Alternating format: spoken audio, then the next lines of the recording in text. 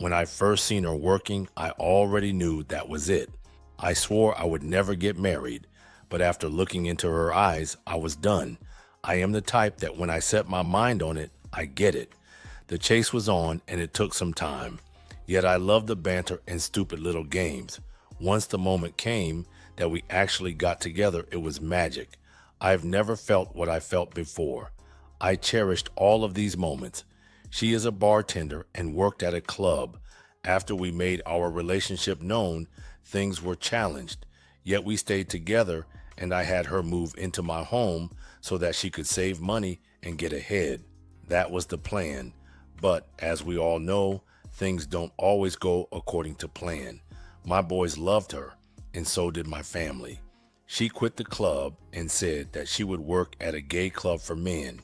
I said I didn't like it, but because I was reassured that nothing would happen because they were all gay and we were married, I said okay. I would visit her at work and was very upset on how she kept acting like she was single. When I expressed my feelings, I was told that I'm insecure and controlling. I told her it was not okay. She then made promises and I believed her. Many times that I came to visit, she would constantly be a flirt and make me feel uncomfortable. Yet I tried to not cause problems at her job. She became distant several times and I let her know. She blamed me for her behavior. I never lied or disrespected her, but I was in the wrong. I caught her several times being inappropriate, but again, I was crazy. So I was no longer allowed to come to her bar. Then I noticed mad attention to her phone and she disappeared for long periods. I didn't say anything because I didn't want to start problems, but it came to a point where I had enough and needed to make sure. Well, divine intervention made me check her bag. I found sales reports from one customer that was writing love letters on all of the receipts. Then I grabbed her phone. There was some evidence, but most was deleted. When I woke her up and confronted her, she immediately said it was nothing but a customer that was being friendly. I said these letters of fucking you are not friendly. Yet I gave benefit of the doubt. Then about 2 weeks went by and I got a hold of her iPad. There I found all the messages and emails and pictures that I needed. What I told her would happen did. I was crushed beyond any pain I have ever experienced or dealt with.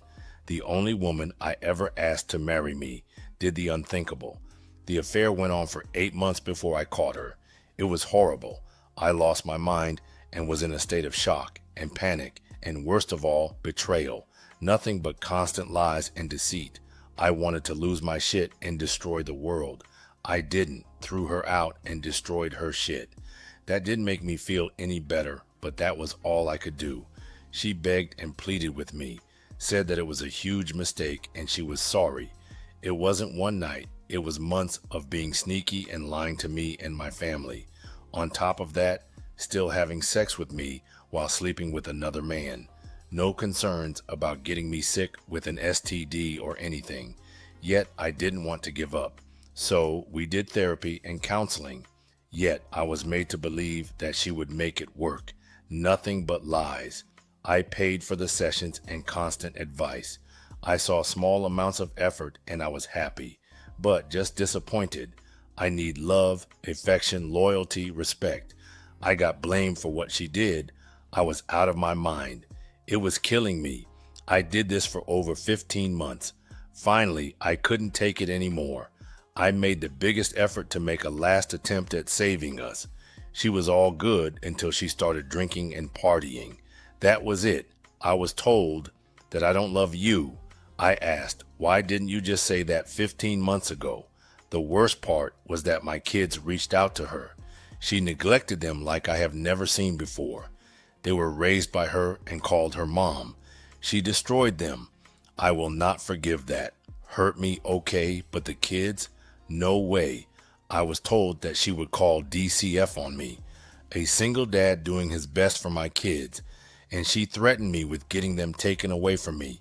How low can you go? No way. The kids are my life, being the best dad ever for them. That threat is not taken lightly. You got it. This story is both heartbreaking and infuriating.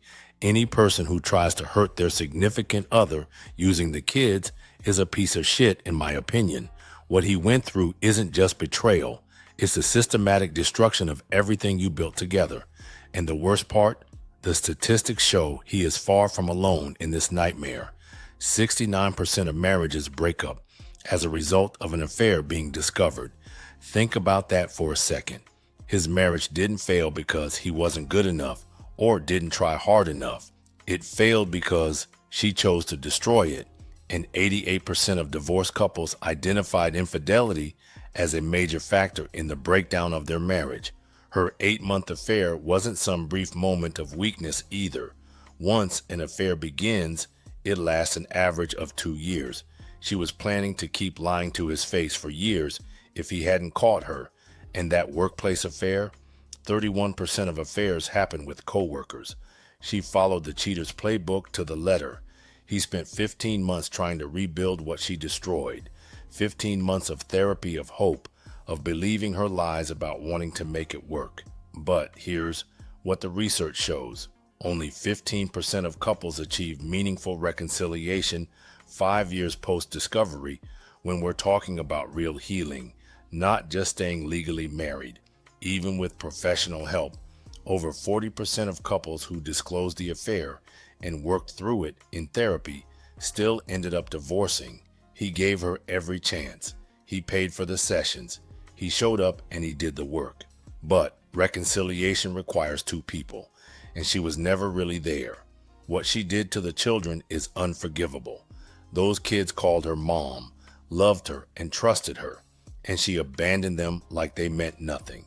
Research shows that 75% will experience lingering feelings of anger and betrayal toward the adulterous parent, and 80% will have altered images of their future romantic relationships.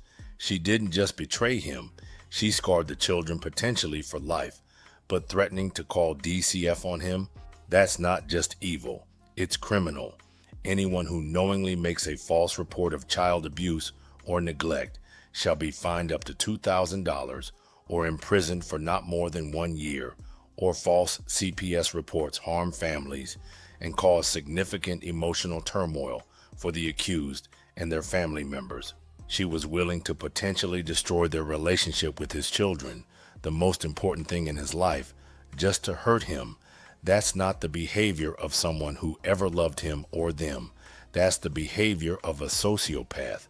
He fell in love with a lie. The woman he married, the one who quit the club, the one who promised to change. She never existed. What he saw was her true character, someone who could look their children in the eye, call them family, and then discard them without a second thought. Someone who could sleep with another man for 8 months while having sex with him, not caring if she gave him an STD. Someone who could threaten to weaponize the child welfare system against a good father. He didn't lose a good woman who made bad choices. He escaped from someone who was fundamentally broken. He protected his children. He showed them that their father won't tolerate anyone hurting them, not even someone they loved. He taught them that some lines cannot be crossed, that love has boundaries, and that walking away from toxicity takes courage. He survived 15 months of gaslighting, manipulation, and psychological abuse. He came out the other side intact, still able to be the father his kids need. That's not failure, that's heroism. The statistics show that most marriages don't survive what he went through, but what matters more is that he and his children did. She chose destruction, he chose protection, she chose lies, he chose the truth. She chose cruelty, he chose love. His children will remember who fought for them when it mattered most, and that man is their hero, not their victim. And one more thing, not related to the story. I tell the stories as they are sent in, including profanity. I had some dumbass complaining about the profanity, and they had their child present. That's not my problem. That's their problem. My channel is not made for kids. I will always tell you that if you don't like my voice, how I speak, or the language, my audience, and I don't need you, you can kick rocks. That's your remedy.